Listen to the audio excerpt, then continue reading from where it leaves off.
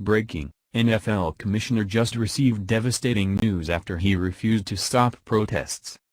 It's been a month and a half since the start of the preseason for professional football began, and the country got triple the dose of Colin Kaepernick's rhetoric he left behind with his career. Americans are sick with what we've been force-fed from these arrogant athletes since August 9th. All that is coming to a crushing end for the NFL commissioner, who didn't care what these players were doing and thought he was in full control of the NFL. While boycotting games certainly sends a message that hurts the ego of every overpaid player, it's not enough to stop them from continuing to push their divisive messages. The NFL commissioner has been preoccupied with renewing his contracts and ensuring he still gets his multi-million-dollar paycheck, that he didn't seem to want to rock the boat and risk it from happening.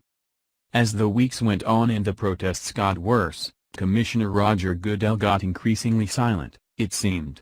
He had a passive approach to the problem from the start, telling fans to be patient with what players were trying to represent in these protests.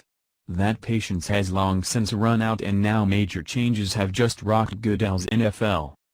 Perhaps Goodell thought that the backlash would never get this bad, but when it did, he still didn't do anything about it.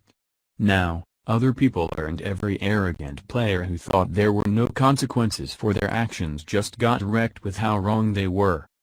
There's a lot of money to be made in the NFL, and even more that can be lost if this public position is abused with offensive and constant promotion of controversial ideas. When viewers stop watching, fewer ads are being seen, and advertisers paying to promote an individual or an industry are realizing this is a bad investment for their brand. While players may not care about their image in this way, wise businesses do. After all, they didn't become successful enough to sponsor athletes and the NFL by making stupid decisions. A few sponsors have dropped players already, like a Denver Ford dealership did to Von Miller, and Air Academy Federal Credit Union did to Brandon Marshall, also of the Denver Broncos. However, the big blow has now hit today after information went around who the NFL sponsors are, so consumers know who to boycott. Returning the NFL's message back on the league, America's oldest suit manufacturer drops NFL ads, but that wasn't all. Conservative Post reports. Cleveland, Tennessee. Businessman Alan Jones was proudly showing off his newly acquired Hardwick clothing brand suits by providing the wardrobe for NBC's on-air talent during the network's broadcasts of NFL football games.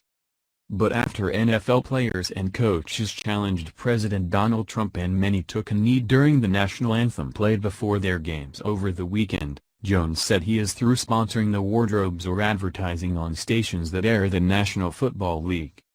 Jones, the CEO of the payday lending chain Check Into Cash and owner of Hardwick Clothes, America's oldest suitmaker, who is also an avid Trump supporter, tweeted his criticism of the entire NFL and cancellation plans on Tuesday. Effective immediately, the businessman has removed his commercials and his funds from the NFL that were previously planned to air the entire season. "Our companies will not condone unpatriotic behavior," said Jones, CEO of the payday lending chain Check Into Cash and owner of Hardwick Clothes, America's oldest suitmaker.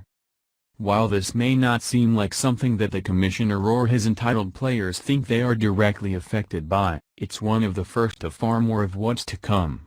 This big sponsor pulled out after several other companies canceled their contracts with NFL players. Seeing that supporting our president has a positive effect on profits, you can bet more sponsors will be empowered to follow this lead, so long as they like their customer base and want to keep it. President Trump put it bluntly when he warned the NFL and Goodell what would happen if he doesn't do something about this prolific protesting problem he has on his hands. As a successful businessman, Trump certainly knows what he's talking about. Trump made it clear that people can protest since it's their right as a citizen to do so, but they cannot do it during the national anthem. "You cannot have people disrespecting our national anthem, our flag, our country," Trump told reporters as he departed the White House for a trip to Indiana.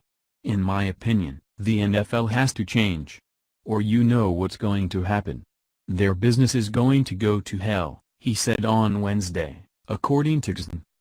Since most coaches and even the NFL commissioner refuse to do anything about these protests, it's up to sponsors to really send a message to these players that counts.